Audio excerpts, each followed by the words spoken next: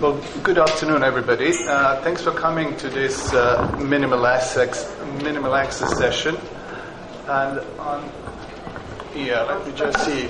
Yeah, probably I'll try, but I'll shout. Hopefully everybody will hear me. I do appreciate it's the end of the conference. You had a lunch, probably. Hopefully you won't fall asleep. When Ahmed asked me to talk about this, I really didn't know exactly how, sort of, what concept, what should I do during this lecture. And basically what I did is just, in other words, tell you a story how I do it. That doesn't necessarily mean that that's the best way. It doesn't necessarily mean that's the only way how you do radical hysterectomy. But I don't know if this sort of motivates you to ask the questions. I might learn something from you. You might get some tips how to do, or maybe how not to do certain things. And it's very much sort of interactive session.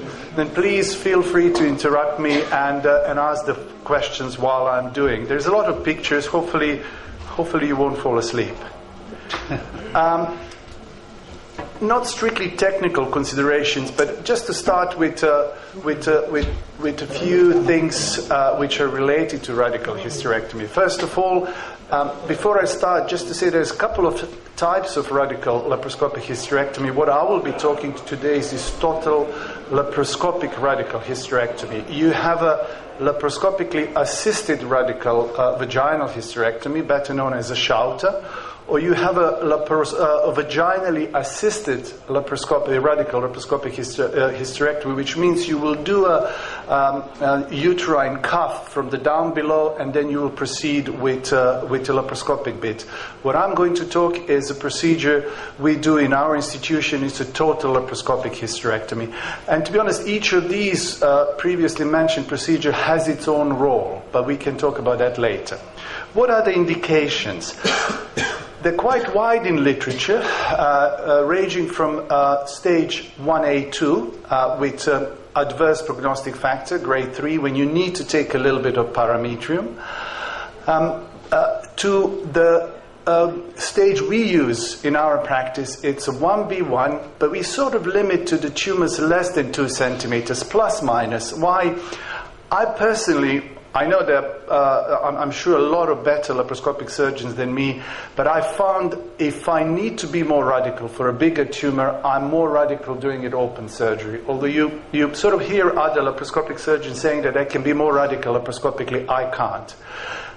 Some centers are even doing radical laparoscopic hysterectomy for a bigger tumor, 1B2 to 2B, after giving neoadjuvant chemotherapy or radiotherapy. We don't have experience with this indication. Then what I'll be concentrating and what we do in our center is for a tumor 1B1 less than 2, let's say 3 centimeter, if the patient allows.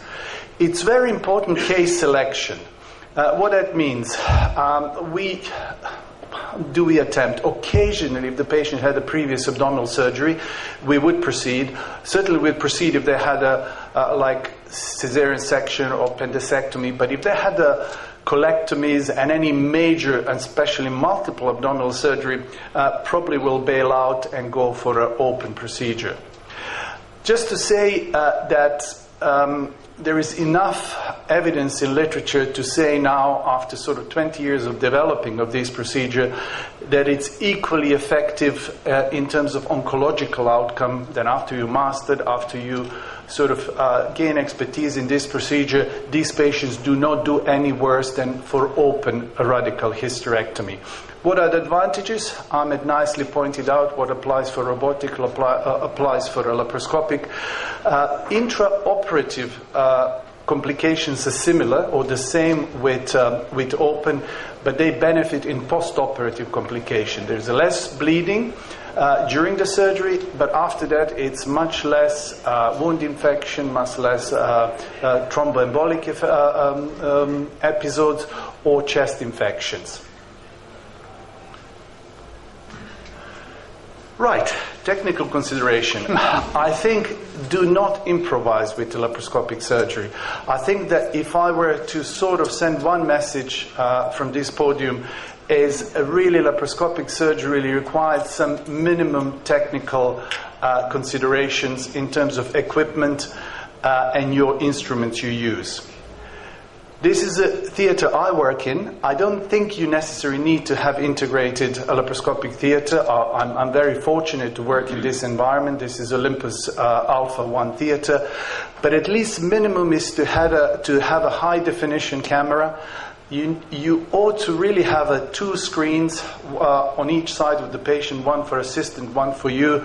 Otherwise, after a couple of years during this surgery, you will definitely feel the strain in your back and knees and elbows. I think you really need to have a good vision, because advantage of laparoscopic surgery is actually seeing better.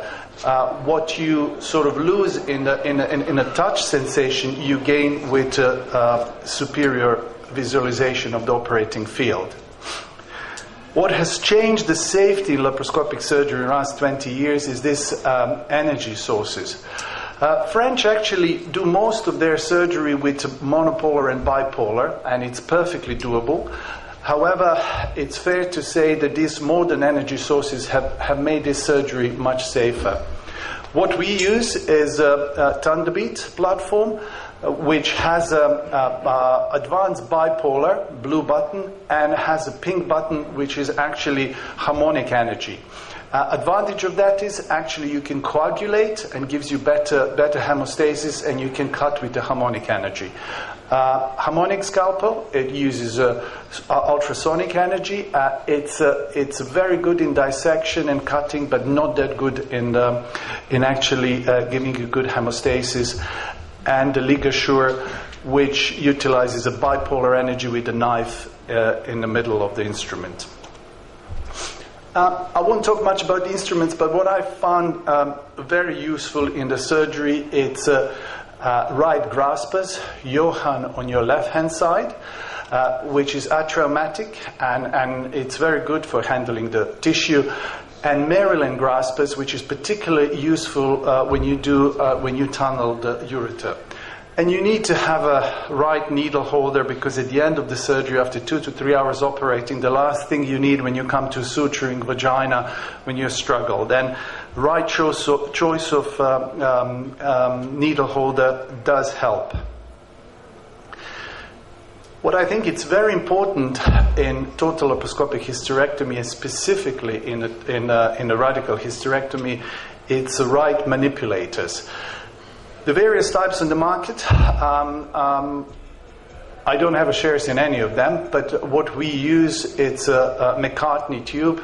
I can go more into details later if you're interested. It just gives us the best exposure to the vaginal wall when you come to actually dissecting and transecting the vagina.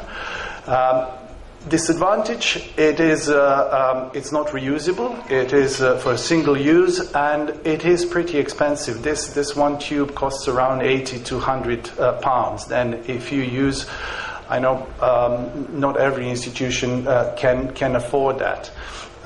There are reusables like Rumi retractor or Clermont-Ferrand. Advantage, obviously, it's reusable. You can sort of manipulate the uterus. With this one, you don't have that manipulation of the uterus. With this one, you actually put a probe inside the uterus, and you can sort of antivert and retrovert. It's really your own choice. Positioning, won't spend much time. Patient needs to be in the right position. When it's horizontal, probably these legs should be even more parallel with the body, and obviously you need to get the patient real steep head down, and you really need a cooperation from your anesthetist, and especially in the patients who have a higher BMI. Now, the port positions. This is a classical position we usually use for endometrial cancer. When we put suprapubic, one into the umbilicus and two on the side, usually in the line with your umbilical port.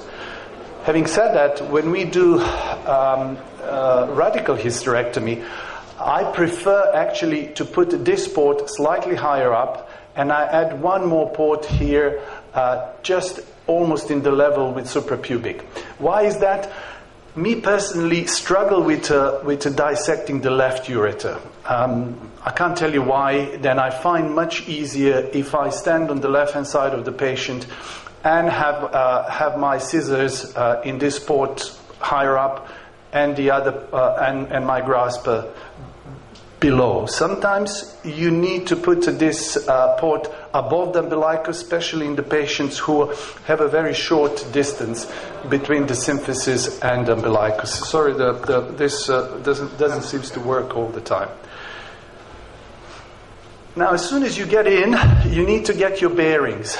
We start the procedure with pelvic lymphadenectomy. I know that there's some centers first remove the uterus and then do the lymphadenectomy afterwards, but we find sort of performing lymphadenectomy first easier. You need to get your triangle. On the left-hand side, ovarian pedicle. The right side of the let me just see. There is no. Sorry about it. It would be very useful to have this, but it doesn't seem to work. Anyway, right border is your psoas muscle, and the top border, or shall I say the border? Can I use the? No, there isn't. Anyway, and top border is your round ligament.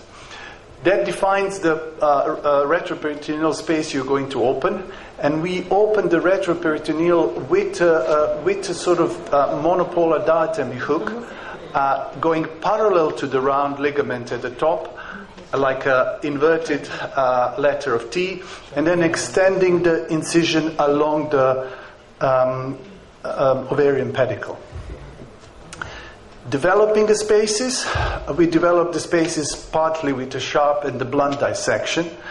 And what we like doing, it's opening this window, especially or only with the patients where you are removing the ovaries.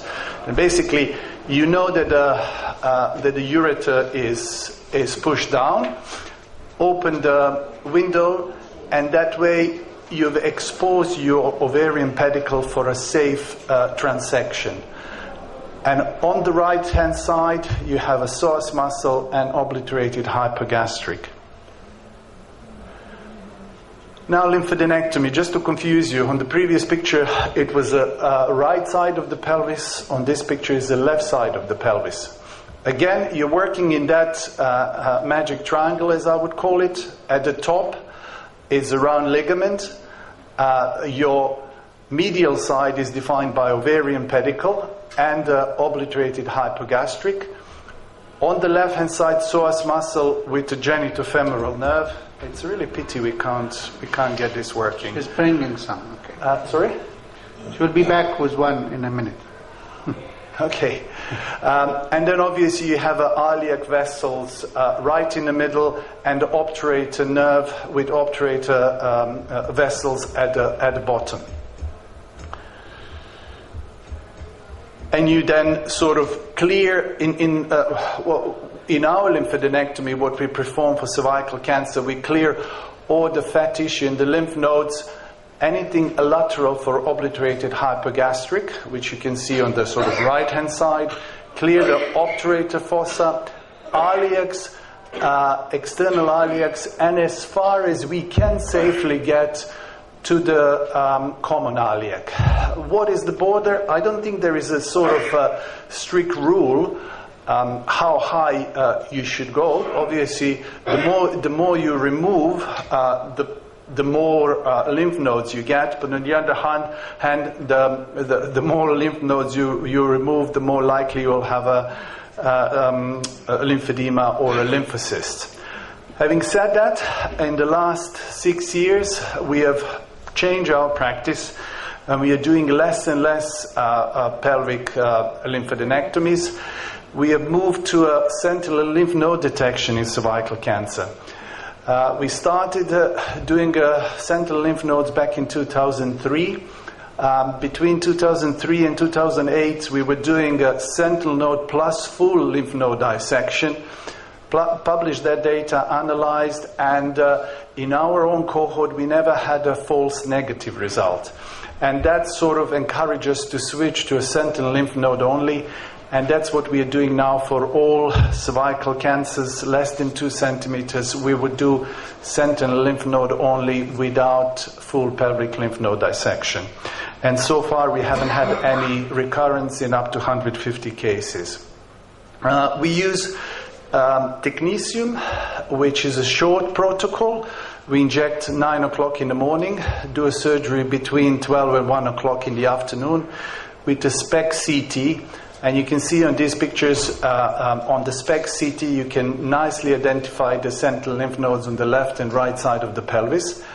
This is SPECT CT when gamma scan is superimposed on the CT scan. And if you don't have a SPECT CT, just a gamma camera, then you'll have a picture like this one on the bottom right corner, which gives you idea how many sentinel lymph nodes are there, but you might not necessarily know exactly where they are located in respect to the blood vessels. Just before proceeding with surgery, we would inject the blue dye, and during the surgery, we would identify the sentinel node by seeing the blue dye and checking with gamma probe. And this is a Navigator gamma probe with a laparoscopic probe, which helps you detecting the sentinel lymph node. This is how it looks during the surgery. You would see just where the probe is positioned, you can see a tinge of the blue color, which guides us where that sentinel lymph node might be. And then attaching the probe next to it, you will get a reading on a Navigator probe. Your reading in the sentinel node should be at least 10 to 20% of the activity in the cervix. That's the sort of readings you would expect to find in the lymph gland. You would identify that lymph node, remove it, and instead of obviously removing all lymph glands, you remove only sentinel lymph nodes, which reduces incidence of lymphedema by tenfold. In literature it's described that with this technique, instead of 20% lymphedema, you get 1 to 2%. In our series, we never had patients with a lymphedema. And furthermore, according to Coven's data, this appears to be more accurate than actually doing full lymphadenectomy. And the rationale is that even if you do full lymphadenectomy, you won't necessarily remove all the lymph glands. Because we don't go in presacral area usually, you don't go to paraortics. And in our series, we had around 3 to 4% sentinel lymph nodes picked up right in this area, paraortic or presacral. I like to dissect the bladder before I proceed with anything else. Then I would transect the peritoneum along in front of the cervix.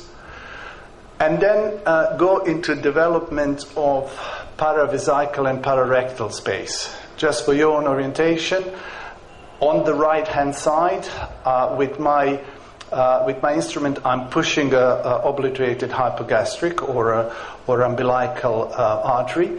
You can see at the bottom ureter on the left-hand side, and right in the middle, that bridge is where the uterine artery is. Paravesical space is a space in front of your uterine artery, and pararectal space is one behind. After you've cleared that area, then you are proceeding with transection of the uterine artery. Usually, as I said, we use a Thunderbeat. And then the most difficult part of radical laparoscopic hysterectomy is actually development of the uterine tunnel, ureteric tunnel, where you actually take your uterine artery above the ureters and you push the ureter down as far lateral as you can. At that point, you determine how much of parametrium you want to take, and how much parametrium you take in theory and practice should depend how big tumor the patient has. And to a certain degree, are you looking at a grade